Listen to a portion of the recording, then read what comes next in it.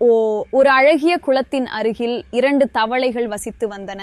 அவர்கள் நல்ல நண்பர்களாக ஒன்றாக வளர்ந்து வந்தனர். ஒரு நாள் அவர்கள் வயலில் விளையாடிக் கொண்டிருக்கும் போது மழை வந்தது. அப்போது பெரிய தவளை, நண்பா, மிகவும் மழை பெய்கிறது, எனவே எங்கேயாவது ஒதுங்குவதற்கு இடம் தேடலாம் என்றது.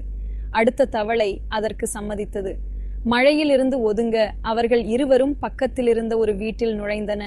அந்த வீட்டின் சமையல் அறைக்குள் நுழைந்தனர்.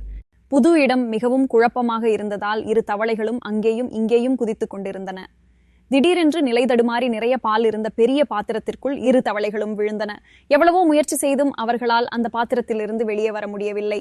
முயற்சியிலிருந்து தோல்வியடைந்த ஒரு தவளை இனி வெளியே வர முடியும் என்னும் நம்பிக்கையை இழந்தது. இறுதியில் அந்த தவளை பாலில் மூழ்கி இறந்துவிட்டது. மற்ற தவளை தன்னம்பிக்கையை இழக்காமல் பாலில் நீந்திக் கொண்டே இருந்தது.